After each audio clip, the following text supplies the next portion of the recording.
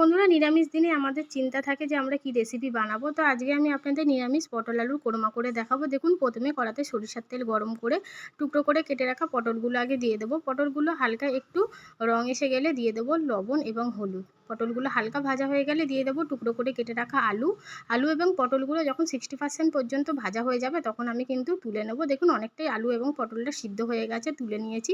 এবার ওই তেলেই ফোড়নে দিয়ে দেবো আমি তেজপাতা এবং গোটা গরম মশলা। দেখুন, ফোড়নটা যখন খুব সুন্দর ভাজা ভাজা হয়ে গেছে দিয়ে দেবো টমেটো এবং আদা বাটা। এবার দিয়ে দেবো একে একে গুঁড়ো মশলা, যেমন হলুদ গুঁড়ো, লঙ্কার গুঁড়ো, ধনে গুঁড়ো, জিরে গুঁড়ো, স্বাদ অনুযায়ী লবণ। এবার একটা বাটিতে আমি কাজু বাদাম পেস্ট করে রেখেছিলাম, তার মধ্যে আমি দিয়ে দেবো 1 চামচ মতো টক দই। খুব ভালো করে কিন্তু ফেটিয়ে মশলায় দিয়ে খুব সুন্দর করে কষিয়ে নেবো যতক্ষণ না মশলা থেকে তেল ছেড়ে আসছে। এবার ভেজে রাখা পটল আলুগুলো দিয়ে খুব সুন্দর করে কষিয়ে নেবো। এবার দিয়ে দেবো ওর মধ্যে ফোটানো গরম জল। ঢাকনা দিয়ে আলু পটলটা সিদ্ধ করে নেবো। রেডি হয়ে গেল আমাদের পটল আলুর কোরমা।